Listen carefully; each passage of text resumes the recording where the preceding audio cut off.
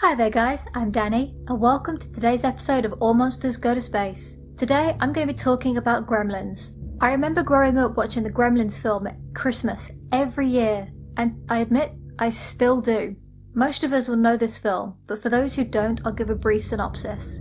A teen named Billy is given a mogwai by his father for Christmas, and he is given 3 very strict rules. No bright lights, do not feed after midnight, and do not get him wet. Well, as you can guess, he gets wet and multiplies, and then these mogwai eat after midnight, form cocoons, and burst out as gremlins. From here on, the town is thrown into despair as these creatures cause havoc. But these creatures are actually based on, or at the very least loosely inspired by gremlins from mythology and folklore, and it's these beings that I'll be focusing on today. They were naughty and cheeky beings that caused machinery and aircraft to malfunction. The description of them do vary. Some said they were tiny humans with yellow eyes and elf ears that wore overalls and carried miniature-sized tools. Others said that they had spiky backs, large eyes, sharp teeth and clawed hands, much like the chupacabra. It's even said that gremlins were actually chinchillas from the Andes that had got into planes and chewed the wires. The main bulk of the gremlin myths come from airmen in the Royal Air Force, shortened to RAF in the rest of this video. Back in the 1920s, gremlin became a slang term among the British pilots stationed throughout India, Malta and the Middle East. And in 1929 in the journal Aeroplane, they published a poem that used this term. But a lot of people have claimed that the term was being used way back in World War I, there just isn't any written evidence of it. Amongst the RAF units, if something went wrong with their craft, especially if it was unexplained, they would say the gremlins had done it. This even included if they had accidents where no fault could be found, and this was even the case for the opposing sides too. It was said that gremlins would chew wires, unscrew bolts, blunt tools, move the hammer so that people would strike their thumbs, ouch. Their mischievousness even stemmed to holding down the toaster mechanism burning toast, and messing with the water temperature in the shower. Rude, I know. A famous author, Roald Dahl, was credited with popularising the tales of this creature. He carried out his military service in the Middle East around this time and heard the myths.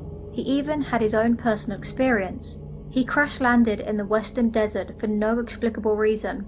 Then in 1942 he wrote the book The Gremlins. After this, other airmen started coming forward with their own stories and experiences. They swore up and down that they had actually seen this being around their equipment. One man said that he saw one just before his engine malfunctioned, and this made his B-25 Mitchell bomber lose altitude. He had to return to the base. Even the folklorist John W. Hazen gave testimony saying he had seen the gremlin. His account appeared in an academically praised paper. He said in it that he had found a wire that showed evidence of being chewed. The even stranger part though was that the part of the wire was in one of the most inaccessible parts of the plane. Now gremlins have been included in a lot of popular culture. Starting from December 1942, CBS aired Gremlins, which was an episode of the series Ceiling Unlimited, the Orson Welles patriotic radio series, and this story was written by Lucille Fletcher. There was a Bugs Bunny short called Falling Hair, which was aired in 1943, and this was inspired by Roald Dahl's story. There were animated gremlins in the romantic comedy Johnny Doesn't Live Here Anymore.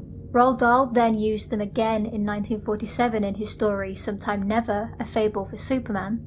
And one of the most famous and most copied is the 1963 episode of The Twilight Zone called Nightmare at 20,000 Feet, where William Shatner is in a plane and sees a gremlin through his window. It is spoofed in The Simpsons' Terror at 5.5 Feet in 1993, and then in 1995, a Tiny Toon Adventure special, Night Ghoulery, and these are only a few of the things that parody the original. There are so many. There was even a Johnny Bravo episode, The Man Who Cried Clown, that included a gremlin and was very much inspired by the Twilight Zone. Doctor Who had included a gremlin-esque creature in 1975 in The Ark in Space, and potentially again in the 2018 episode The Suranga Conundrum, where the tiny little Pating creature destroys the ship from the inside out and consumes the energy and some mechanical parts. In 1994, Eek the Cat had one in its The Eeks Files episode. Then, the most famous is Steven Spielberg's film Gremlins from 1984, which I mentioned earlier. Are You Afraid of the Dark? The Tale of the Curious Camera in 1994 had them, and even Thomas the Tank Engine and Friends in 1998 contained one, in the episode Gordon and the Gremlins. In more modern things, these gremlin creatures are in 2012's Hotel Transylvania, The little old lady creature that could eat anything and then just stands there going, "It wasn't me." She's a gremlin.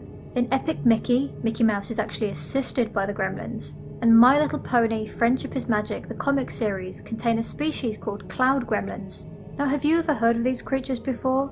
If so, then leave a comment, and as always, don't forget to like, subscribe and hit the notification bell. Thank you for watching, and I'll see you in my next video on Twitter and on Patreon. Bye!